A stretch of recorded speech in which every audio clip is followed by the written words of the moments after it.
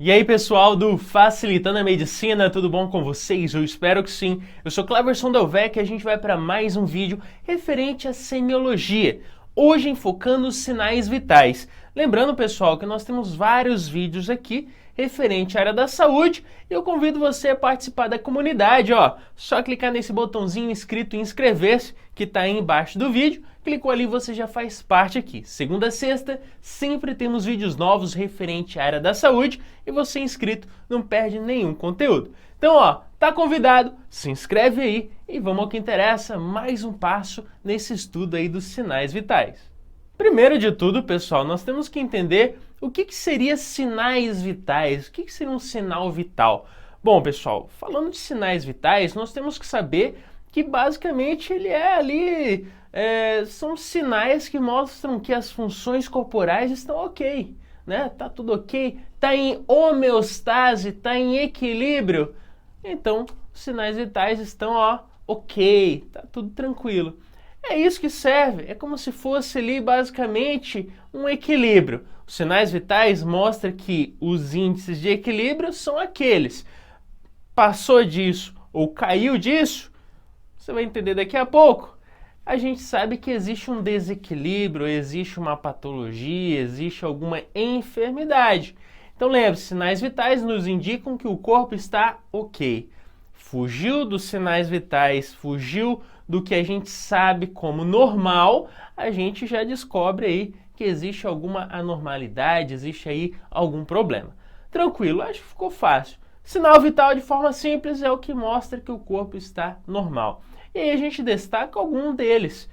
Primeiro, temperatura. A temperatura, pois é, existe aí um índice que mostra, ó, tá normal, né? Tá ok. Mas o que a gente pode destacar é que a temperatura é aquele calor gerado pelo corpo ou que vai ser dissipado por ele. E a gente tem vários locais para aferir essa temperatura. E aí a gente destaca, por exemplo, a região axilar, região retal, a região oral. E claro, cada região dessa tem uma particularidade, um tempo de aferição. E a gente destaca, por exemplo, o axilar. Ali vamos ter um parâmetro de 35 a 37 graus Celsius com um tempo de aferimento ali. Aferimento? Não. Você vai aferir, né? De 3 a 5 minutos. Ainda temos a região que a gente destaca aí, oral, 36 a 37, com um tempo aí de 3 a 8 minutos. E a região anal, né? Ou região retal, melhor dizendo, que também vai ter a sua particularidade, com uns grauzinhos a mais aí, até 37,5. Isso na região retal. E o tempo é de 2 a 4 minutos. Então veja, nós podemos aferir nessas situações e cada uma com sua particularidade.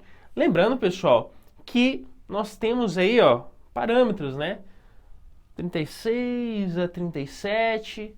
A gente destaca, dependendo do local de aferição, está em homeostase, sinais vitais ali, ó, bacaninha. Agora, fugiu disso, a gente já desconfia, está acontecendo alguma coisa. Um exemplo é quando nós temos a febre. A febre é quando a gente já destaca algumas literaturas, quando passa de 37,5, 37,8, nós já desconfiamos aí de um início da febre. Destacando também, pessoal, que existe aí a hipotermia, ou seja, quando temos uma temperatura inferior a 35 graus Celsius. Belezinha? Então veja, claro, a gente não pode aí, deixar de destacar que algumas situações vão elevar a temperatura dessa pessoa. Por exemplo, uma pessoa que está ali fazendo a sua atividade física, está ali se exercitando, basicamente a temperatura dela vai se elevar. Então não posso falar, ela está ali com febre. Não, né? Tem que levar em consideração toda a situação daquele indivíduo para que a gente possa analisar esses sinais vitais. E aí a gente destaca esse sinal de Lennender, que basicamente é quando existe aí um aumento da temperatura na região retal em 1 grau Celsius, comparado ali com a região axilar, que pode ser indicativo de um abdômen agudo. Então veja, sinal vital nos ajuda, de certa forma, em algumas situações, a saber aí algumas partes clínicas, enfermidades e tudo mais. Então, ó, falamos de temperatura, um dos sinais vitais. Existe ainda a pressão arterial. A pressão arterial, pessoal, nada mais é do que a pressão que o sangue faz na parede do vaso. Ou seja, se existe um líquido passando por uma mangueira, está passando água dentro da mangueira, tem pressão daquela água na parede do vaso. E no nosso corpo não é diferente. Se existe um líquido dentro das artérias, dentro dos vasos, existe pressão. Qual é a pressão que esse sangue faz na parede do vaso? É a pressão arterial. E aí a gente destaca, pessoal, em especial, neste caso, que o paciente tem que estar, ó, em repouso. Deixa o paciente tranquilinho ali 3 a 5 minutos para fazer uma aferição sem interferências. Fala para ele ficar sentadinho ali tranquilo, com as pernas descruzadas e também, de certa forma ali, você vai avaliar alguns pontos. Esse paciente ele está com a bexiga urinária cheia, ele fez atividade física nos últimos 60 minutos, ele também fez uso de álcool, tabagismo, cafeína. Tudo isso é importante você saber para, por que existe alteração. Todos esses fatores que eu citei aqui para você pode gerar alteração que influenciam sobre o seu aparato de aferir o sinal vital relacionado à pressão arterial. Lembrando, pessoal, que também a gente pode estar aferindo esse paciente, em especial ali, principalmente a gente prefere o braço na região aí do lado esquerdo, de preferência que esteja o membro ali na altura do coração para facilitar essa aferição. Beleza? Aí a gente destaca também, pessoal, que existe a pressão arterial sistólica e a pressão arterial diastólica, que a gente vai dar uma olhadinha.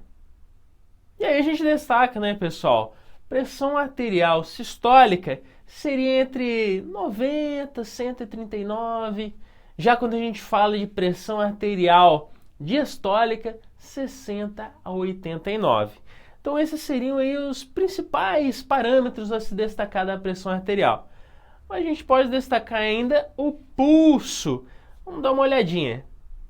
O que seria, pessoal, esse pulso arterial?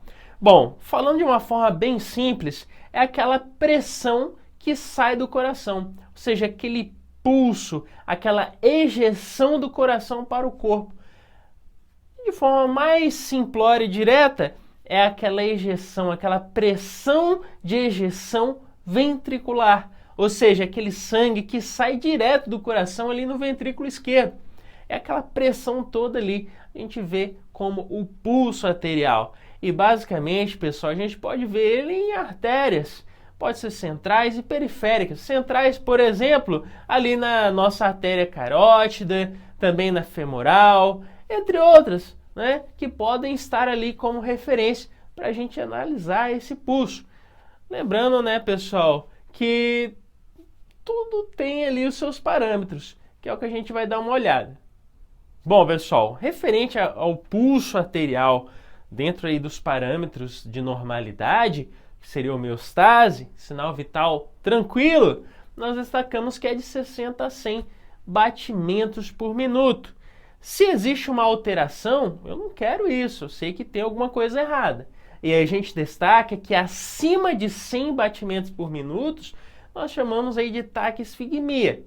Já quando existe uma redução, ou seja, abaixo de 60 batimentos por minuto, nós falamos de bradistigmia. Beleza? Então existe essa grande diferença aí.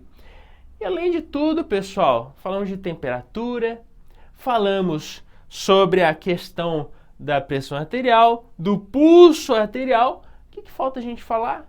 Da respiração. Pois é, a respiração, pessoal, nunca é bom você falar quando está ferindo ali realmente essa frequência respiratória para o paciente que você está fazendo isso. Por quê? Porque geralmente ele vai ali ter uma alteração. Por exemplo, se você sabe que alguém está aferindo sua respiração, você vai mudar o ritmo normal, né? Você vai prestar atenção na respiração, até porque pode ser algo voluntário. Então, qual é a técnica? Quando você está olhando ali a pressão arterial, o pulso do paciente, não fala para ele, fica analisando, vê qual é a frequência da respiração desse senhorito ou dessa senhorita. É muito mais fácil. E aí, pessoal, a gente fala que o normal dessa frequência respiratória é de 12 a 20, a frequência em minutos, beleza? 12 a 20. Se existe um aumento excessivo acima disso aí, a gente fala que é uma taquipneia, né? Existe uma elevação dessa frequência respiratória. E se existe uma redução, bradipneia.